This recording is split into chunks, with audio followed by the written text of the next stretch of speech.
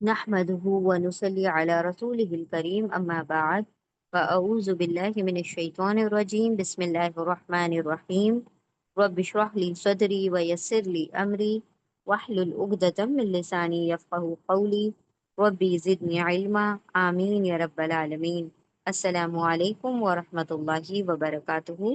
انشاءاللہ ہم الاربعون الولدانیہ کتاب 40 حدیث برائے اطفال، اس میں حدیث نمبر 22 کریں گے، جس کا عنوان ہے بردباری سے کام لینا، یعنی آسانی، نرمی، بردباری سے کام لینا، ٹھیک ہے، ہمبلنس کے ساتھ۔ شروع کرتے ہیں۔ حدیث نمبر 22، بردباری سے کام لیں۔ عن ابی ہریرہ رضی اللہ عنہ قال قال قال كان لرجل على رسول الله صلى الله عليه وسلم دين فجاء يتقاضاه وأغلظ فهم به أصحاب النبي صلى الله عليه وسلم فقال النبي صلى الله عليه وسلم دعوه فإن لصاحب الحق مقالا، متفق علیہ۔ ایک مرتبہ اور ہم پڑھتے ہیں دوبارہ سے اس حدیث کو۔ عن ابی ہریرہ رضی اللہ عنہ قال كان لرجل على رسول الله صلى الله عليه وسلم دين فجاء يتقاضاه وأغلظ فهم به أصحاب النبي صلى الله عليه وسلم فقال النبي صلى الله عليه وسلم دعوه فإن لصاحب الحق مقالا، صاحب الحق مقالا، متفق علیہ۔ انشاءاللہ ہم اس حدیث کا ترجمہ پڑھتے ہیں۔ سیدنا ابو ہریرہ رضی اللہ تعالی عنہ بیان کرتے ہیں، رسول اللہ صلی اللہ علیہ وسلم کے ذمے ایک آدمی کا قرض تھا۔ وہ آ کر آپ صلی اللہ علیہ وسلم سے اس کا مطالبہ کرنا شروع کیا اور سخت دست الفاظ بولنے لگا۔ اس پر نبی صلی اللہ علیہ وسلم کے صحابہ اکرام نے اسے مارنے کا ارادہ کیا تو نبی صلی اللہ علیہ وسلم نے فرمایا اسے چھوڑ دو، کیونکہ صاحب حق کو مطالبے کا حق حاصل ہے، متفق علیہ۔ یعنی آپ صلی اللہ علیہ وسلم نے کسی شخص سے قرض لیا ہوا تھا اور وہ اپنے قرض کا مطالبہ کرنے لگا، اور مطالبہ بدتمیزی کے ساتھ کرنے لگا، مطلب برے الفاظ نکالنے لگا اور حد سے بڑھنے لگا۔ تو صحابہ کرام نے چاہا کہ اس کو کیا کیا جائے، سبق سکھایا جائے کہ آپ صلی اللہ علیہ وسلم سے کس طرح سے یہ بات کر رہا ہے۔ تو آپ صلی اللہ علیہ وسلم کے صحابہ کرام چاہنے لگے کہ اس کو مارے، تو آپ صلی اللہ علیہ وسلم نے منع فرما دیا، صحابہ کرام کو روک دیا کہ نہیں، اس کو نہیں مارو، کیونکہ جس کے اوپر حق ہے، جو صاحب حق ہے، اس کو مطالبہ کرنے کا بھی حق ہے، اسے مانگنے کا حق ہے۔ انشاءاللہ ہم اس کی تشریح دیکھتے ہیں۔ نبی صلی اللہ علیہ وسلم نے ایک شخص سے ایک اونٹ خریدا اور اس سے یہ طے کیا کہ اسے اس کی قیمت کچھ مدت بعد دیں گے۔ جب چکانے کی مدت گزر گئی تو وہ شخص مال لینے کی غرض سے نبی صلی اللہ علیہ وسلم کے پاس آیا اور اونچی آواز نیز غصے کے ساتھ اپنے مال کا مطالبہ شروع کر دیا۔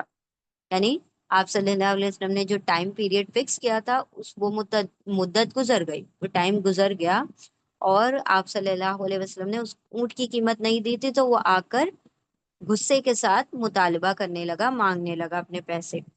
جب صحابہ نے اس کی بات کو سنا تو وہ اس پر غصہ ہو گئے اور قریب تھا کہ وہ اسے مارنے لگ جائیں، کیونکہ اس نے نبی صلی اللہ علیہ وسلم کی شان میں غصاخی کی تھی اور رسول اللہ صلی اللہ علیہ وسلم کے ساتھ پورے ادب و احترام کے ساتھ نہیں پیش آیا تھا۔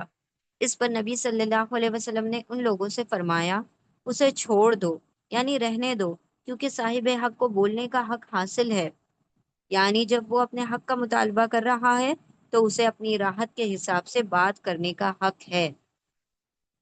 یعنی آپ صلی اللہ علیہ وسلم نے لینینسی دکھائی، بہت نرمی دکھائی، اور کہا کہ اس کا مال ہے تو اسے حق ہے کہ میں مدت گزرنے کے بعد وہ کیا کر سکے، مطالبہ کر سکے اور جس طرح سے وہ اپنے آپ کو جس صورت اور جس شکل میں، یعنی جس لہجے میں وہ چاہے وہ مانگ رہا ہے، اس کو اس کی آسانی کے ساتھ مانگنے دو، اسے بولنے کا حق ہے۔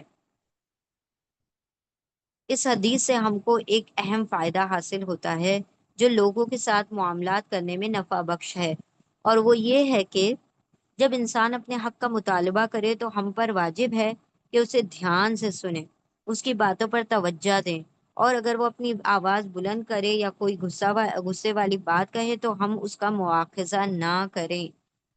ٹھیک ہے، ہماری طرف سے دیر ہوئی ہے تو اگر ہم ایسا کسی کوئی سامنے والا صاحب حق ہے اور پھر ہماری طرف سے کچھ ڈیلے ہو جائے، دیری ہو جائے، تو اب کیا کریں؟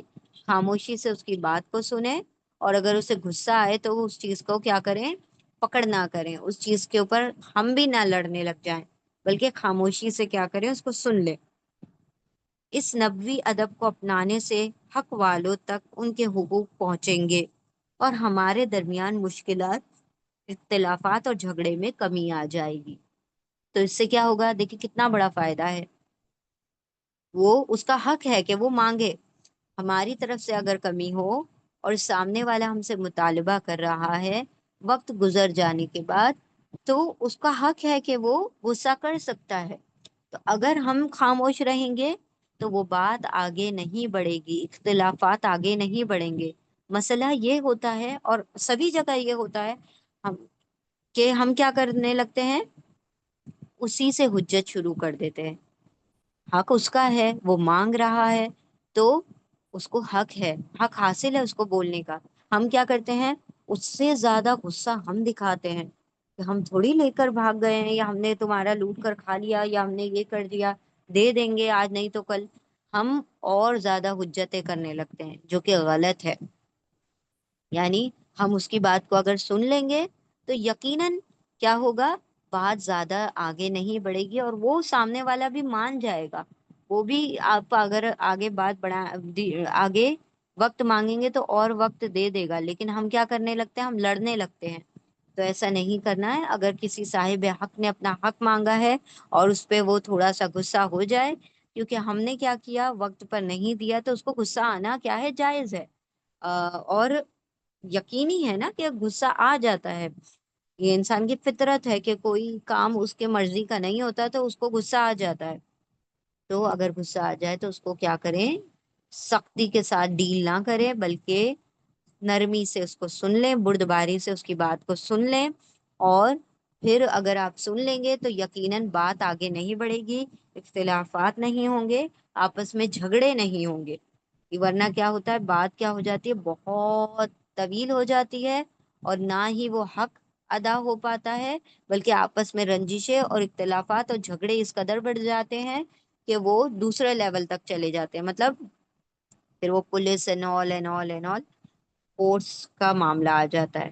تو اتنی لمبی بات نہ بڑھائی جائے، سامنے والے کی بات کو سن لیا جائے، اور تھوڑا سا اپنے غصے کو پی کر اس نے جو مطالبہ کیا اس کو سن لیا جائے، تو اس سے اللہ کے رسول صلی اللہ علیہ وسلم کی بتائی ہوئی سنت بھی ادا ہو جائے گی، اور دوسری بات یہ کہ جھگڑے بھی نہیں ہوں گے، اور تیسری بات یہ کہ قرض کو ادا کرنے کا آپ کو وقت اور مل جائے گا اگر نرمی ہوگی معاملات میں۔ ٹھیک ہے، اللہ سبحانہ و تعالی ہمیں نبی صلی اللہ علیہ وسلم کے بتائے ہوئے آداب پر چلنے کی اللہ سبحانہ و تعالی ہمیں توفیق عطا فرمائے۔